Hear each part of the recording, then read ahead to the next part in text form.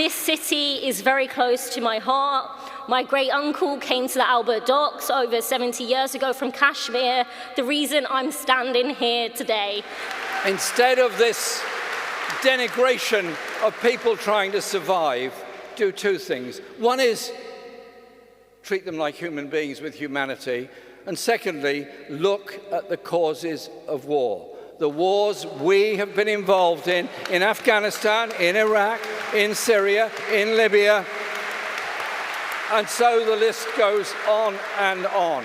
Now, I know that the past few weeks, many of you have felt frustrated and disappointed about the launch process. I've felt that too. So let me be absolutely clear. My motivation has always been to strengthen our collective project to build a genuinely democratic socialist party worthy of the struggles that have come before us, to fight for maximum member democracy. It has been regrettable, and for my part, I want to say I'm truly sorry.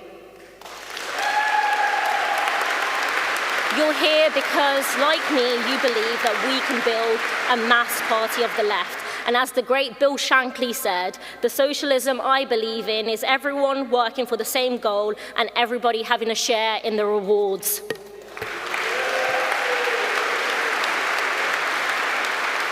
That is the spirit we must revive, not just on the football pitch, but in every workplace, in every community, and in every street. Liverpool understands this better than anywhere. This is the city that stood up to Margaret Thatcher. This is the city...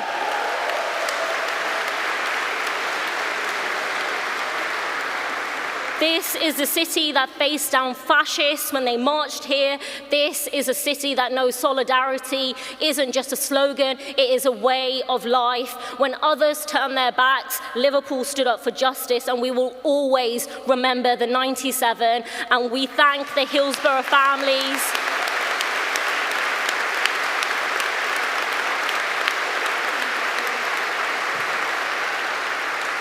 We thank the Hillsborough families for their campaign for truth and justice. We salute your courage, and we will always stand with you. And today, in the face of war, racism, and economic cruelty, it is Liverpool's defiance that we must channel again, because millions of people are fed up. In fact, they should be. In fact, they should be fucking furious. Furious!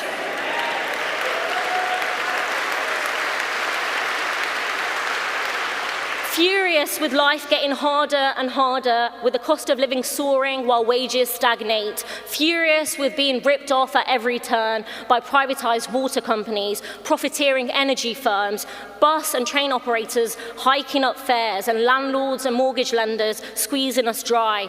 Furious of waiting weeks for a GP appointment and languishing months for a hospital waiting list. Furious of boarded up high streets, shuttered libraries and community centres, even public toilets locked up. Our shared spaces have been left to rot because councils simply can't afford to keep them alive. Furious of paying more and more while getting less and less, of being made to shoulder the burden of a crisis we did not cause, and furious of being told that there is no alternative to a system that simply doesn't work. Millions across the country are crying out for real change. When Jeremy was elected Labour leader, it gave us all hope. Hope that politics could be about honesty and decency again, about peace, solidarity, and working class power. And that's why the establishment waged out an all-out war against the left and tried to drive us out of public life. Many have now lost faith that democracy can deliver for them. They see politicians of all stripes as self-serving frauds, more interested in freebies like Sabrina Carpenter tickets or getting dressed by their rich mates. For reference, I paid for my own suit. It's from H&M, not Lord Wahid Ali. Founding a new party is not without its complications, if I may just reveal that in the privacy of St George's Hall. And there are an awful lot of things you have to think about in doing it. And the first conference will not be the last conference. It won't be the last word on everything. It will be a developing process. So trust in our political system is broken, and some in our communities have turned to the far right, not because they are all hardened fascists, but because there is a vacuum in our politics. For some, reform looks like the only alternative. But the truth is, reform is just another wing of the establishment, funded by billionaires and aristocrats, fronted by a millionaire stockbroker and ex-public schoolboy, Nigel Farage. It peddles racism to distract us from its real agenda. More privatization, more deregulation, more handouts for the super rich, more cuts for everyone else. This is who they are.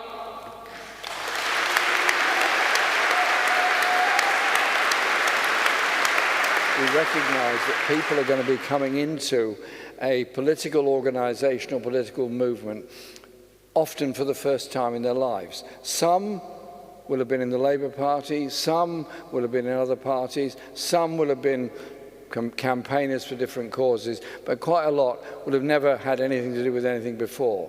They've got to all be equally welcome within any organisation we set up. We don't want that sort of horror story of new members turning up at Labour Party branch meetings, everybody staring at them saying, "There's a new member over there.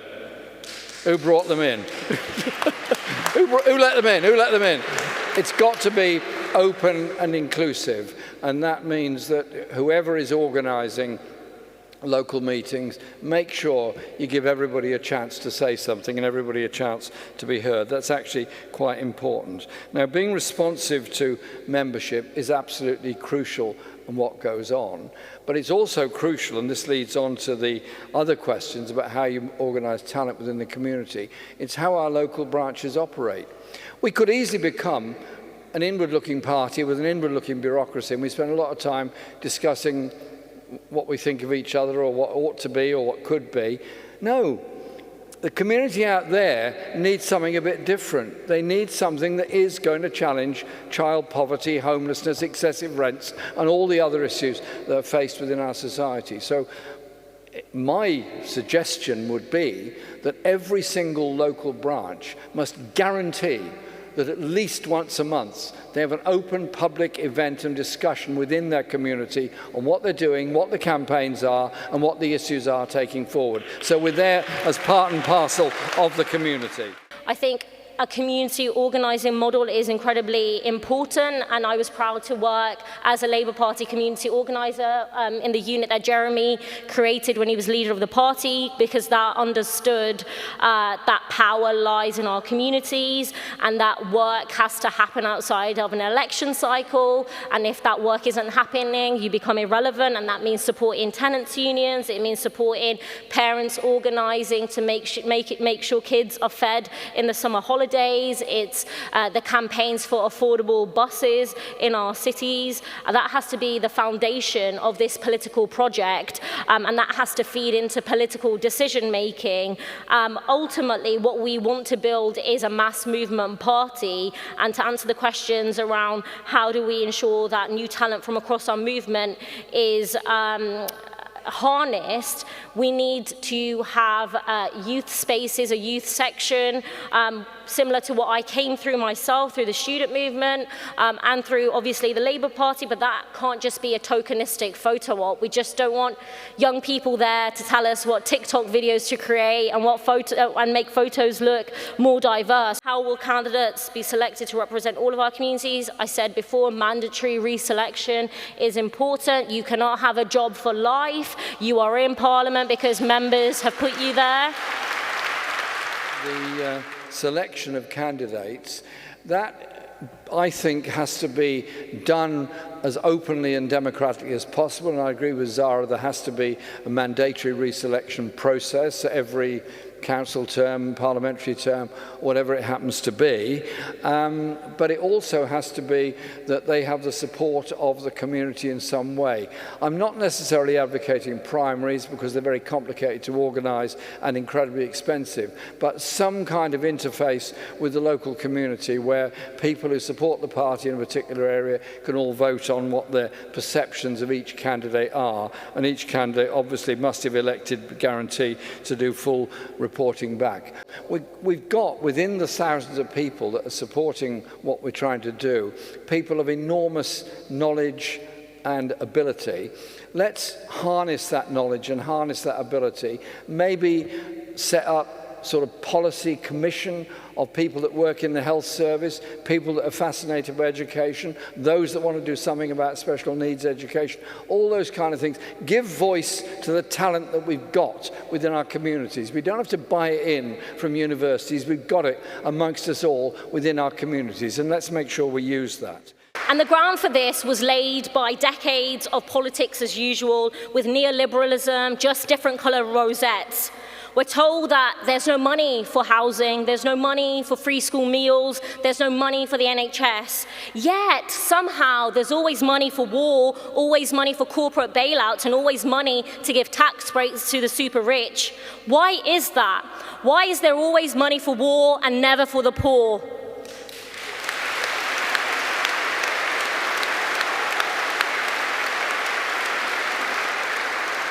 We're not here for tweaks, we're not here for lowering a few bills here and there and the sprinkling of a wealth tax. We are here for a fundamental transformation of society, the means of production controlled by workers.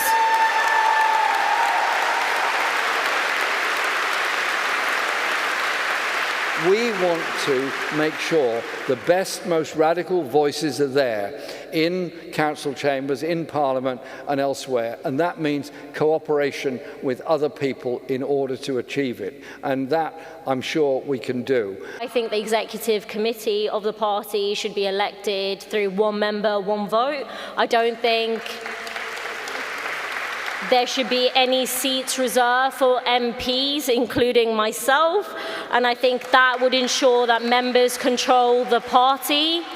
I think that the fact that we have sortition for conference, I know, has led to a lot of people asking questions. I think we should have a version of sortition that is more democratic and therefore allows people to have speaking rights, even if they don't have voting rights, so things don't go through just by acclaim. Your party, big, local, community-based, we can be the ones, in reality, driving an environmental agenda in every town, every city and every village in this country. We will be the creative heart of what happens within our communities. That's why we want this vast new party, yourparty.uk, to be active everywhere in the country, whatever the current political complexion of those communities and those societies. I have a local relationship with the Green Party. Sadly, it didn't stop them still running a candidate in the general election, but the candidate was wonderful, and she told everybody to vote for me, which was very kind of her. But it, frankly, would have been better if the Green Party didn't have this rather odd rule that they must contest every single parliamentary constituency in the whole country. And I'm so sure Zara's done the same. I've raised that with Zach. We will work with the Green Party and any other party who wants to defeat fascism and stop Nigel Farage from getting into Downing Street. We also have to understand our differences. Zach Polanski, the leader of the Green Party, said that he absolutely would continue diplomatic relations with Israel. I absolutely disagree. It's a genocidal apartheid state. Policy passed at conference because conference has to be sovereign as a democratic decision-making body. Policy that is passed has to be binding, and MPs, councillors have to follow that policy. Otherwise, what is the point? Why are we doing this? To mobilise people on a radical alternative agenda. Mobilise people in order to bring about political change within our society. We can do that. And if anyone wants to look up the Green Party online on their website, you will see that they believe NATO has an important role in maintaining security for member states. I think NATO is an imperialist war machine and we should withdraw immediately. On the second point, the stance on Ukraine, well, it says, what is the party's stance on Ukraine? Well, at the moment, obviously, the party hasn't discussed it, and so therefore there isn't a party stance on it. My stance on Ukraine is, one is, I hate the war. One is, I hate the First World War nature of the war, where conscripted soldiers from Ukraine are killing conscripted soldiers from Russia, and vice versa. If the two countries can come together to discuss grain shipments and sales, can come together for temporary ceasefires and prisoner exchanges, for goodness sake, come together to get a ceasefire, stop the killing, and come to some arrangement for the future which involves both NATO pulling back and Russia pulling back, and some kind of independent monitoring group being in there to monitor the ceasefire that's going on. We cannot go on just observing this war, and the only people that are doing well out of it are the arms industries of the West and of Russia and of other countries around the world. That is just to, in case there's anybody listening who wants a specific, my view on this, I do not support what Russia has done in the invasion of Ukraine. It is obviously wrong, and I've done my best throughout all this time to keep in touch with Boris Kargalitsky and others who are very brave peace activists in Russia. They're our friends, they're our comrades, just like peace activists are all over the world, and we should be keeping that support for them. On Ukraine, I was really proud to attend an anti-war meeting in Paris at the weekend, meeting comrades from Code Pink, the Democratic Socialists of America, the Belgian Workers' Party, comrades in Italy that have been involved in the general strike, where dockers and workers and students have brought the country to a halt for Palestine to stop the flow of arms.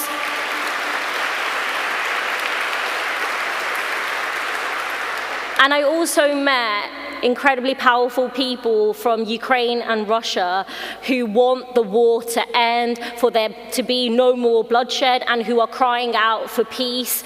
That's what needs to happen. We need to have a global anti-war movement that pursues peace, and ultimately, you know, Vladimir Putin is a gangster, criminal autocrat, and Zelensky is also no friend of the working class. We are here to fight for welfare, not warfare. We are here to fight for wages, not weapons, and we want war to end. If we as a country spend 13 billion a year more on armaments and a new generation of nuclear weapons and a whole new security idea that we have a global reach as a relatively small country on the global stage, what's going to happen? What's going to happen to local government spending? What's going to happen to housing? What's going to happen to social services? What's going to happen to education? You know, I know. Every single one of those services will face cuts in order to spend more money on weapons and more money on going to war. Can't we have a government that's dedicated to try and bringing about peace around the world by looking at the causes of war rather than going to war all the time? On the abolition of free ports and special economic zones, absolutely, because if the idea of a free port is what? Is it a place that's free of regulation, free of health and safety regulation, free of taxation, free of conditions, free of employment protection legislation and all the rest of it? I think I know what the agenda behind free ports is. I want to see a protected, regulated, properly paid, properly respected workforce wherever they happen to be, and that includes in places that they're trying to set up as free ports. So let's not support them. Housing. Insecure work, wages that don't cover the bills, and the NHS on its knees. People don't need more culture wars, they need hope, they need material improvements to their lives. That is what we are fighting for.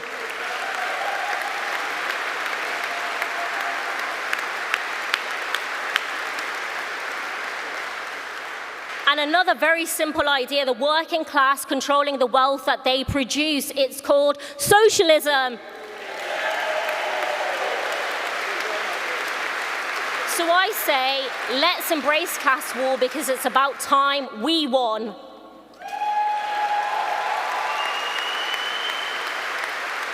Even today, despite a ceasefire being announced, we know Israel's bombs are still falling on Gaza. So peace means more than just a ceasefire. It means freedom from military occupation and apartheid. It means freedom for Palestinians to decide their own future, not war criminals like Tony Blair. But the Trump plan, it ain't a plan for peace, that's for sure. It's 20 points, and I'm not totally convinced that the esteemed President of the United States read beyond point 10, actually. But, you know, he may have, his eyes may have wandered down the page to 17 or 18, who knows. What it means is, as of now, even if the preliminary part of the agreement is adhered to, Israel still controls 55% of the Gaza Strip, which is a tiny piece of land where 2 million people were trying to survive, where 60,000 known deaths have occurred and many more have occurred. We've got to go a lot further. Blood is on their hands, and we will not rest until Keir Starmer, David Lammy and the rest are in the dock at The Hague, held to account.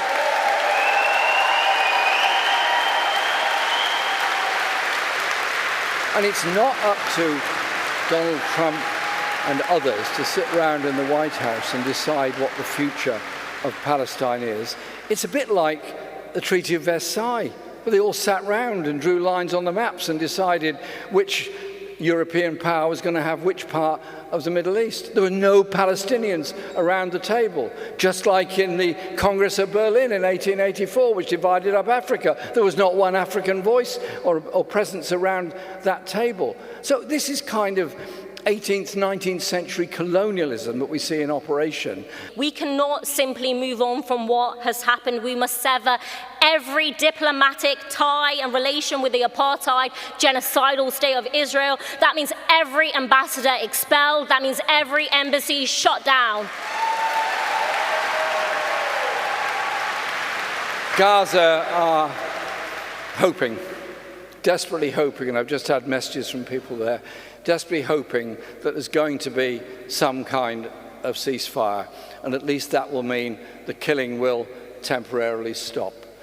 But Zara is quite right what she said, that the British sale of arms to Israel, the component parts for the F-35 jets, the constant use of RAF Akrotiri and RAF Dekalia to deliver weapons to Israel, the sharing of security information with Israel, the training of Israeli forces in Britain have all contributed to the acts of genocide. I'm just horrified beyond belief at the killing of children who are dying without antiseptic, anesthetic, in desperate pain. Why? Because Israel wants to destroy the lives of Palestinian people. And within 5-10 kilometers of where they're dying, there's food, there's water, there's medicine, there's electricity, there's everything a child needs.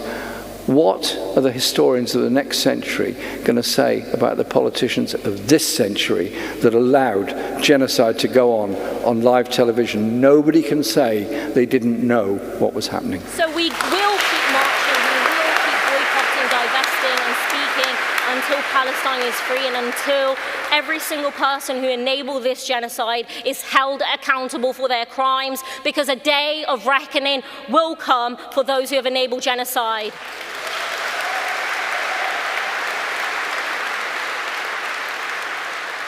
Try and get to the demonstration in London on Saturday the 11th. We want to make it the biggest ever march for Palestine this country has ever seen. And I will certainly be there. Do we believe in the independence of Palestine? Do we believe in their rights? Do we believe in their participation? Or is it going to be once more just a place under occupation? And let's just accept that there has to be human rights at the very heart of everything that we do, and we will not allow the Tories or anybody else to take us away from the European Convention on Human Rights or out of the European Court of Human Rights. They are not foreign courts. They are part and parcel of UK law. You fight by organising, by uniting working class people around a positive vision, and by building a movement that is broad and rooted in solidarity. I say, as a community, as a nation, we should be paying for social care, not thrust a bill of it on the people that can least afford it. And that, to me, could be, again, a major campaigning point that we will want to do as a party. Now, I, like all of you, love the idea that we have free education within our society, of course. It's crucial, it's vital, it's essential in every way. But it's being eaten away at both ends of the scale. Preschool education is largely not free. Many have to pay for nurseries, many have to pay for childminding and all the other issues that go with it. Let's develop and encourage the creativity and the ability of our students, not just in maths and science, but in music, in art, in culture, in dance and theatre as well. We genuinely want to empower young people because they have ideas around policy, around campaigns, around strategy, and essentially in left-wing language, we want to create cadre so the rest of us are replaceable, because that's what we're here to do, bring more people in and create a platform for the social power that exists in our communities. And so that's why I was very keen in both our manifestos to put forward the concept of a national education service which would give democratic control over education, reinstate the power of local education authorities, and take away the power of the market in the academies, the power of the market in the colleges, and the power of the market to so destroy the virtues of universities by turning them into playthings of the arms trade when they should be there investigating and investing in more productive things. So, as one who's got a great deal of experience of dealing with the media in this country, and what a wonderful, wonderful media industry we have in this country, it's just sometimes they don't always look for the right story. And I'm sure it's just a lack of diligence in some way. But it always seems to me slightly surprising that every single utterance, every single movement, every single cough taken by Nigel Farage requires to be reported in real time on every one of our live television broadcasts. The wall-to-wall coverage of the negativity of Reform UK, the sheer stupidity of some of the things they say, the deep ignorance that they demonstrate towards so many communities is never, ever challenged by our media. But anyone on the left, oh God, it's very different then, isn't it? Always attacking trade union leaders, always attacking politicians of the left, always attacking those on strike without ever giving the other side of the story. So what I want to see is a more democratic media, a more accessible media, and a right of reply in every one of our media platforms when attacks are made on individuals. We can bring unity to communities. We can make our party part and parcel of the very fabric of every community in the country. Because when you fight to win a nursery, when you fight to save a hospital, when you fight to close a road from dangerous through traffic, all those kind of things, when you fight and win, it might be a small local victory, but you feel so big and so good at the end of it. You go on to victories after victories, and that's what we're trying to do. Mobilize people to end poverty, injustice and inequality within our society. Create a society not based on misery and racism, which is what's offered by Nigel Farage, but a community based on the lived experience of all of us, the strength that we all bring together to achieve that better, cleaner, fairer, greener world, a real socialist world. We have unity of ideas, unity of action, and above all, that will create unity of hope for the people of this country. Thank you very much.